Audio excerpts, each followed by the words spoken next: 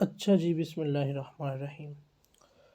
50 number جو ہے اس پہ ہم نے بات کر لی کہ ما مفاد نظریہ وحدت الوجود، کہ ان اللہ والعالم حقیقت واحدۃ لأن الوجود الحقیقی هو وجود واحد وهو وجود اللہ فالکل للہ وباللہ بل هو عین الکل فهو الکون کلہ ولا موجود فی الحقیقت الا اللہ۔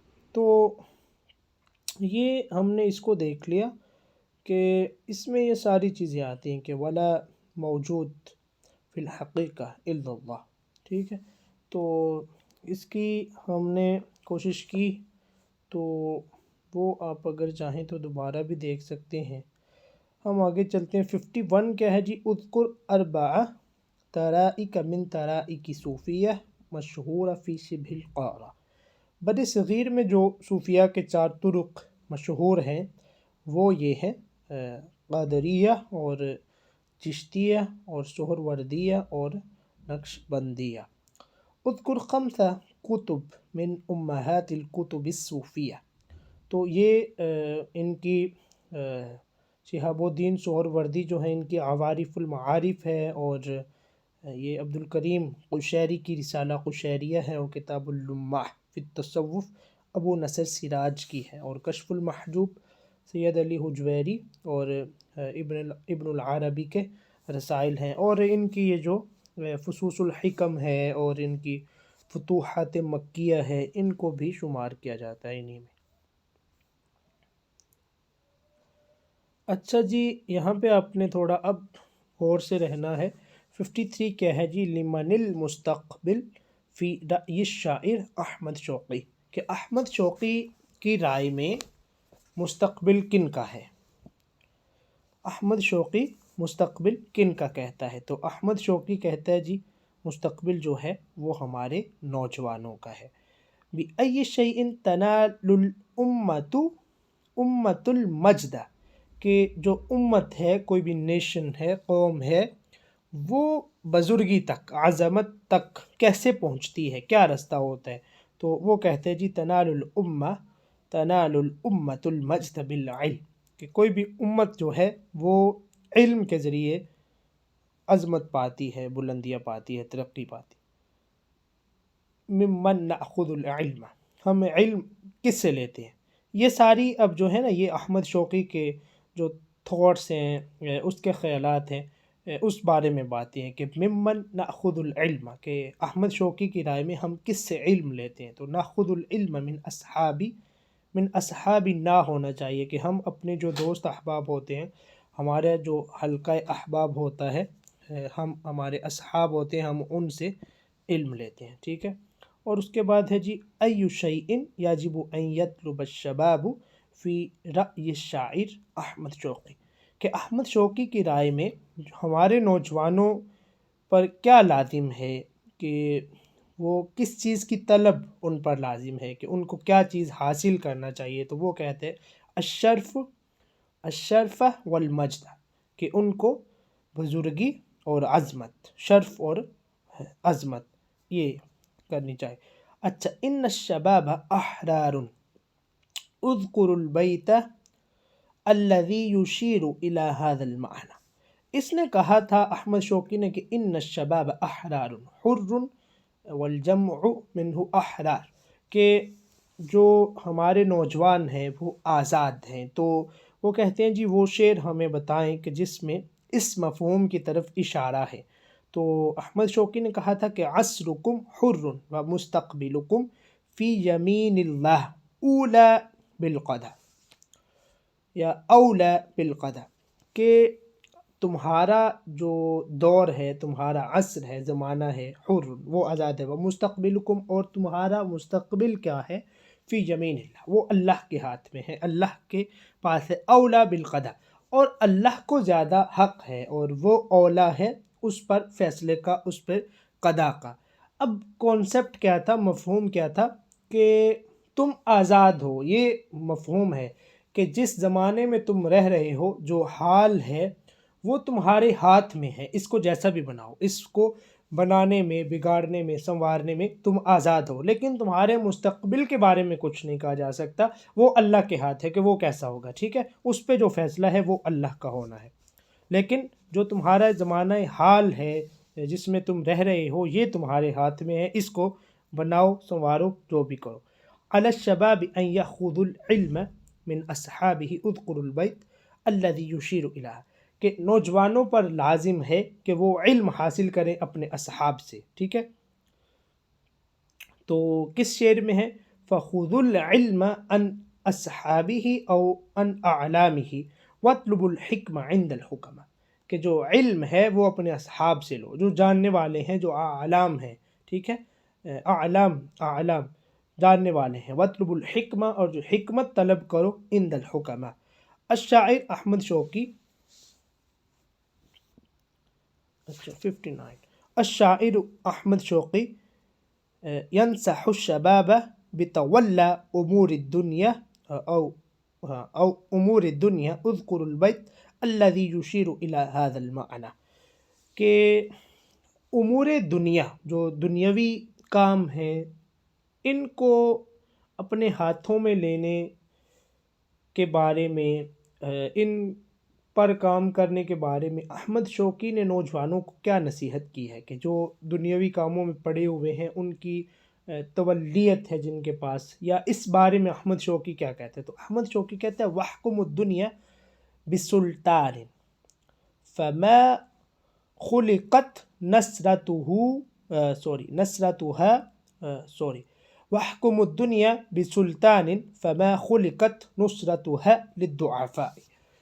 وَاحْكُمُ الدُّنْيَا بِسُلْطَانٍ، کہ اگر تم دنیا پر حکومت چاہتے ہو تو کیسے حکومت کرو؟ بسلطان، حکمت سے، اپنی بادشاہت سے اس پہ حاکم ہو جاؤ۔ فما خلقت نصرتها للضعفاء، کیونکہ اس دنیا کی جو نصرت ہے، اس کی مدد ہے، للضعفاء، یہ ضعیفوں کے لیے، کمزور لوگوں کے لیے تخلیق نہیں کی گئی، کہ اگر تم نے دنیا کو قبضے میں لینا ہے، اس پہ حکمرانی کرنی ہے، سو آپ کو حکمرانی کیسے کرنی ہے؟ وَاحْكُمُ الدُّنْيَا بِسُلْطَانٍ، اس پہ حکمت کے ذریعے، بہادری کے ذریعے آپ نے کرنی ہے، کیونکہ اس دنیا کا جو نظام ہے، اس کی جو طاقت ہے، وہ کسی ضعیف کے ہاتھ میں نہیں آتی۔ اور دنیا، یہ آپ کو پتہ ہے، ہمیشہ ایک بات کہی جاتی ہے کہ جو نیچرل پاورز ہوتی ہیں نا، نیچرل پاورز، یہ کبھی بھی نا، مطلب ہے کہ میں کہنا یہ چاہتا ہوں کہ آسان لفظوں میں، کہ جو نیچر ہے نا، جو فطرت ہے، وہ کبھی نہیں ہارتی، آپ کو فطرت کے ساتھ چلنا پڑتا ہے، ٹھیک ہے۔ اگر آپ کہیں گے نا کہ میں رات ساری کام کروں گا، سارا دن کو آرام کروں گا، سوؤں گا، ٹھیک ہے، کہ جو کام دن کو کرنے والا ہے میں وہ رات کو کروں گا، اور جو رات کو کرنے والا ہے وہ صبح کو کروں گا، تو اس میں آپ کا نقصان ہوگا، آپ ڈسٹرب ہوں گے، فطرت کا کوئی نقصان نہیں ہوگا، ٹھیک ہے۔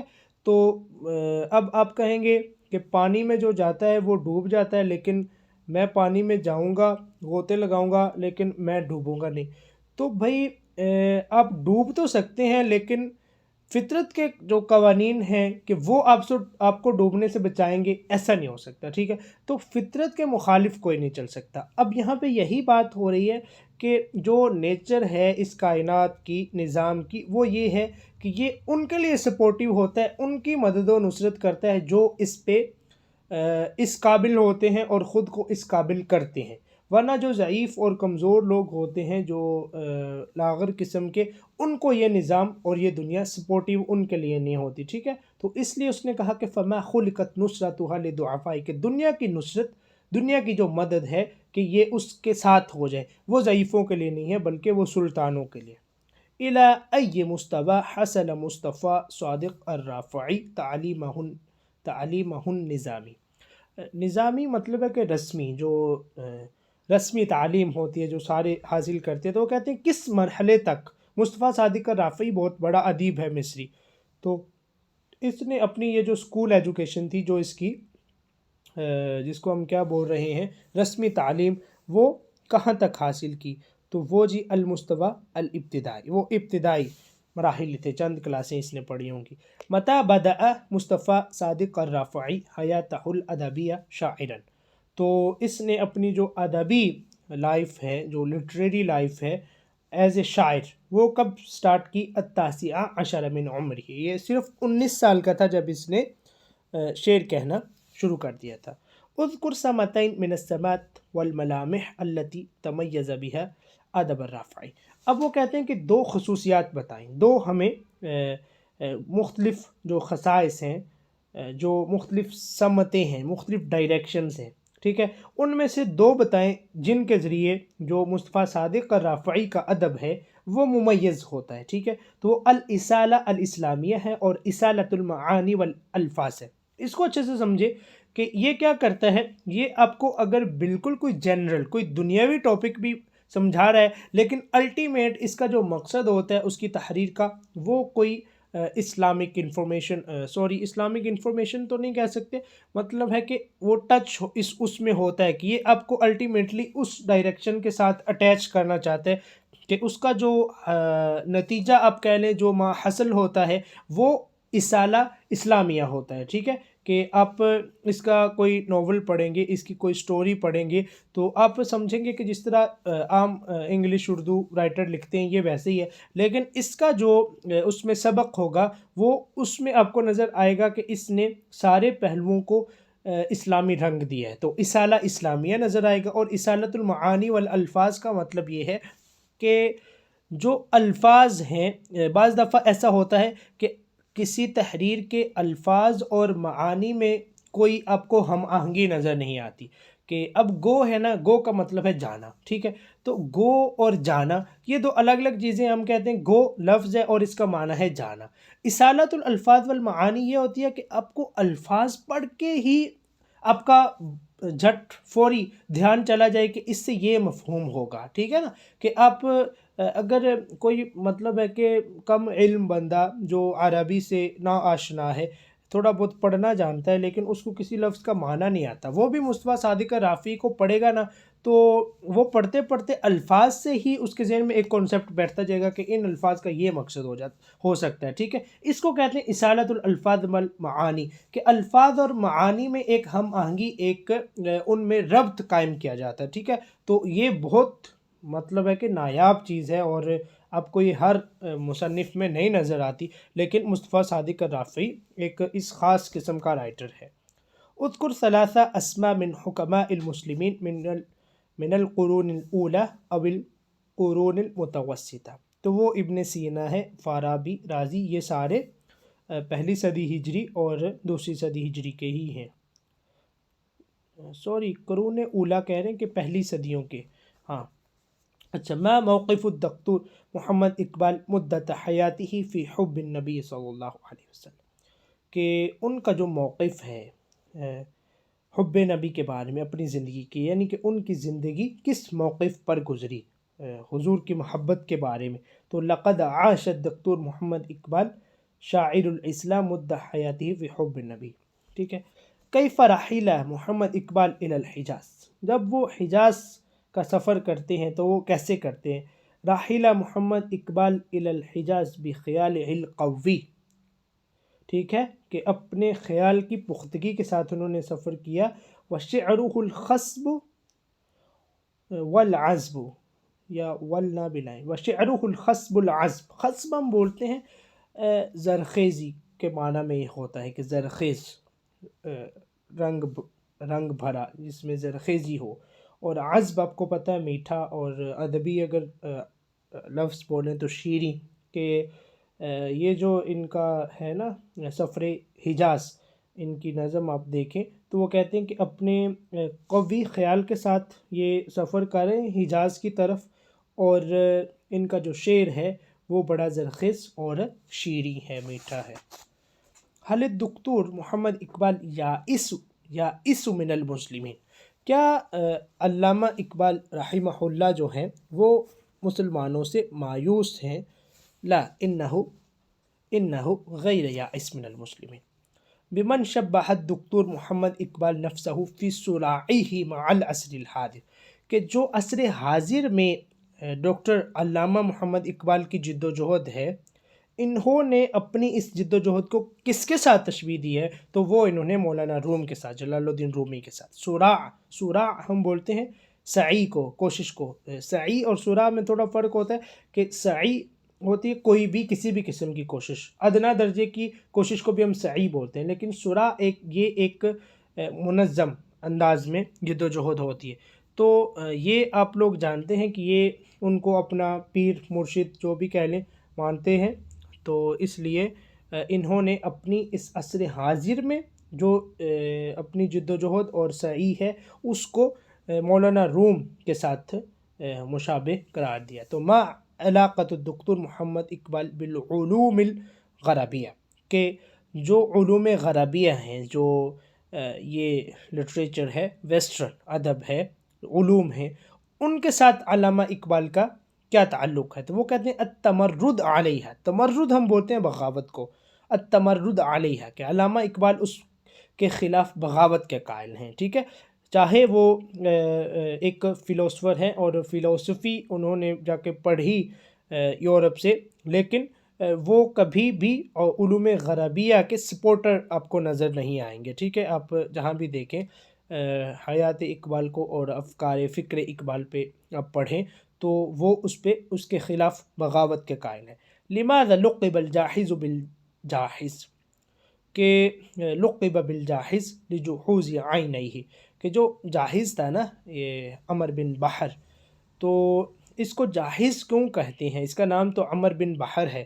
تو یہ کہتے ہیں جی اس کو اس لیے کہتے ہیں کیونکہ اس کی جو آنکھیں تھیں وہ باہر کو نکلی ہوئی تھی، ابھری ہوئی تھی. ٹھیک ہے، یہ جو آنکھیں مطلب ہے کہ اس کی نارمل جیسے ہوتی ہیں ایسے نہیں تھی، باہر کو ابھری ہوئی نظر آتی، تو اس لیے جحوظ عینین کی وجہ سے اس کو جاحظ کہتے تھے. ما هي الكتب الاربعہ التي عدها ابن خلدون اصول فن التعدیب، کہ ابن خلدون نے وہ کون سی 4 کتابیں جس کو اس نے اصول یعنی بنیاد قرار دیا ہے فن کی، کہ ادب میں وہ اصل مانتا ہے ان 4 کتابوں کو. تو وہ ادب الکاتب ہے ابن قتیبہ کی کتاب، الکامل ہے مبرد کی، اور البیان والتبیین جاحظ کی ہے، اور الامالی لی ابی علی القالی، یہ 4 کتابیں. یہ بڑا امپورٹنٹ ہے، یہ پیپر میں بھی آ جاتا ہے اور انٹرویو میں بھی پوچھ لیتے ہیں، اس کو اچھے سے دیکھنا. اور اکتب اسمن کاملا لی ابن قتیبہ، تو ابن قتیبہ کا جو کامل نام ہے وہ کیا ہے؟ وہ ابو محمد عبداللہ ابن مسلم ابن قتیبہ الدینوری. ٹھیک ہے، اور ما رأی العلامہ محمد اقبال فی الادب، ادب کی جو تعریف علامہ اقبال نے کی ہے یہ اس بارے میں پوچھ رہے ہیں. تو یہ ایک یونیک ڈیفینیشن ہے کہ الادب موہبۃ کبیرۃ من مواہب اللہ تعالی، کہ اللہ کی جو عطائیں ہیں، جو اللہ کی طرف سے وہب کردہ چیزیں ہیں، تو ان میں سب سے بڑا نہیں تو ایک بڑا اللہ کی عطاؤں میں ایک بڑی عطا ادب ہے. موہبہ ہم گفٹ کو بولتے ہیں، ہم کہتے ہیں نا کہ یہ چیز میں نے فلاں بندے کو وہب کر دی، اس کو گفٹ دے دی. تو اللہ کی طرف سے گفٹڈ جو اشیاء ہیں ان میں ایک بڑا گفٹ جو ہے وہ جو ہے ادب ہے. ٹھیک ہے، علامہ اقبال کے نزدیک. اب تھوڑا آگے امپورٹنٹ ہے چیزیں. 73 میں من قائلو، اب جو ہوتا ہے نا برہنہ یو برہنو، یہ ایک اصطلاح استعمال ہوتی ہے. ہم کہتے ہیں فار ایگزامپل کہ آتا یا اتی، ورب میں بول رہا ہوں، فعل اتا یاتی، آنا.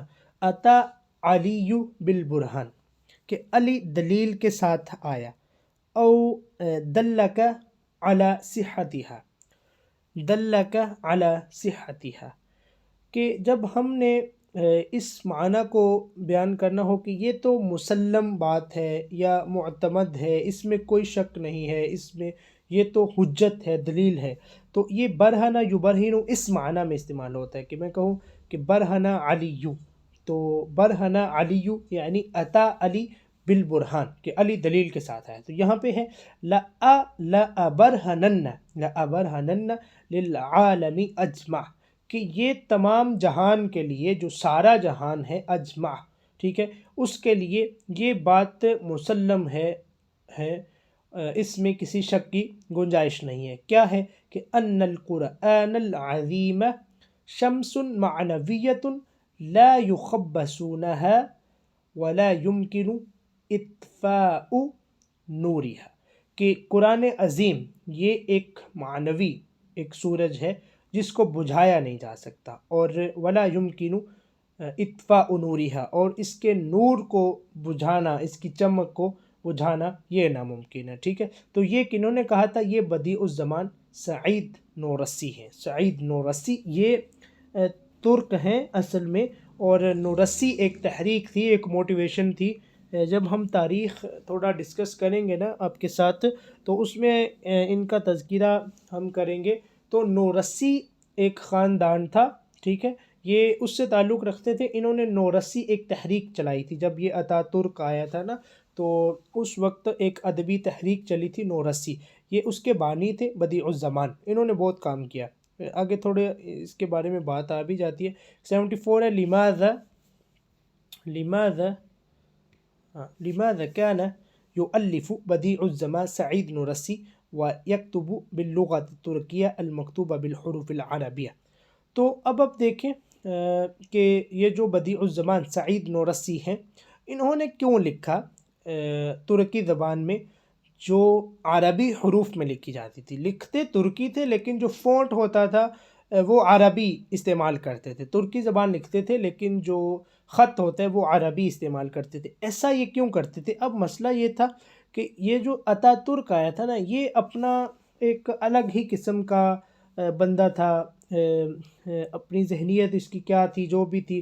اب ہم اس کے بارے میں کومنٹ نہیں کرتے کہ یہ واقعی خالصتاً اور مخلص تھا دین اسلام کے ساتھ یا نہیں تھا۔ اس نے نا عربی یہ جو لکھنا پڑھنا تھا اس پہ پابندی لگا رکھی تھی۔ کیوں کہ حفاظاً علی اللغۃ العربیہ من النسیان، کہ اس کو نسیان سے بھولنے سے بچانے کے لیے۔ ٹھیک ہے، اب مسئلہ کیا تھا کہ لوگ یہ کہتا تھا عربی جو زبان ہے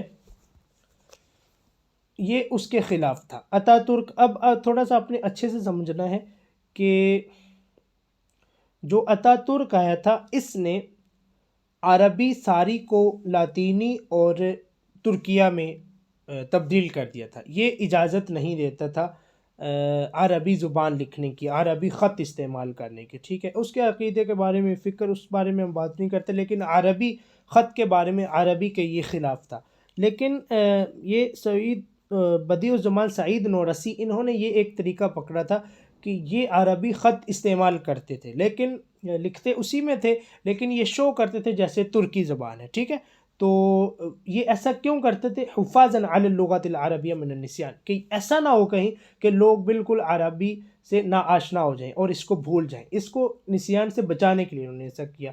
کیوں؟ فقد کان اتاترک قد الغى الکتاب بالحروف العربیہ واستبدل بها الحروف اللاطینیہ، کیونکہ یہ جو اتاترک تھا اس نے ختم کر دی تھی اور ہٹا دی تھی عربی حروف کے ساتھ کتابت، اور اس کو بدل دیا تھا حروف لاطینیہ کے ساتھ۔ ٹھیک ہے، تو یہ وجہ تھی کہ انہوں نے ترکی زبان میں اور عربی خط کو استعمال کیا سعید الزمان نورسی نے۔ اور لماذا کنا محی الدین احمد بن خیر الدین بھی ابو الکلام، ان کو ابو الکلام کا لقب کیوں دیا گیا؟ لکونہ خطیبا بارعا، کیونکہ یہ ایک بڑے شاندار خطیب تھے۔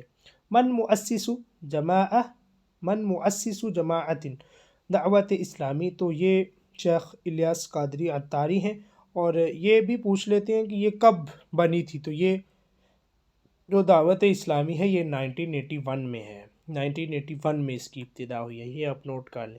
اور اس کے بعد یہ جماعت التبلیغ و دعوہ، یہ جو تبلیغی جماعت ہے، اس کے جو مؤسس ہیں وہ شیخ محمد الیاس کاندھلوی ہیں، اور اس کی ابتدا 1920 میں ہے، 1920 میں۔ ٹھیک ہے، یہ بھی آپ نوٹ کر لیں۔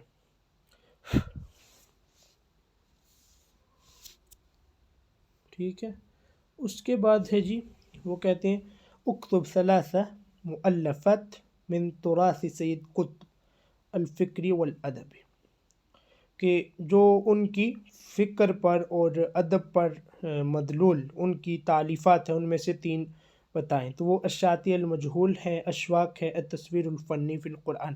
یہ جو اشواق کانٹے ہیں یہ عربی جو ایم اے کا سلیبس ہے اس میں بھی پڑھائی جاتی ہے اشواق۔ اکتب 3 مؤلفات من کتب الشیخ ابی الاعلی المودودی، تو وہ الاسلام والجاہلیہ، دین الحق، الاسس الاخلاقیہ الاسلام۔ اس کے آگے مسمو مریم جمیلہ قبل اعتناقها بالاسلام، یہ عیسیٰ نے اسلام ہے۔ تو یہ جو مریم جمیلہ ہے نا، اس کا اصل نام تھا بھائی، اس کے بارے میں انٹرویو میں نا پوچھ لیتے ہیں۔ انٹرویو میں اس طرح کی جو الٹ پلٹ چیزیں ہوتی ہیں نا، یہ آپ ذہن میں رکھیں کہ جو آپ پڑھتے ہوئے آپ کو لگے نا کہ یہ بڑی خشک سی اور بڑی عجیب سی چیز ہے، وہ آپ سمجھ لیں کہ انٹرویو میں پوچھ سکتے ہیں۔ اچھا، تو مریم جمیلہ کا کہتے ہیں جی اسلام قبول کرنے سے پہلے کیا نام تھا؟ تو اس کا نام تھا مارگریٹ مارکس۔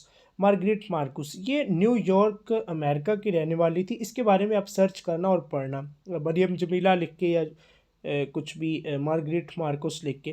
تو یہ نیو یارک کی ایک جرنلسٹ تھی، ایک صحافی خاتون تھی یہ۔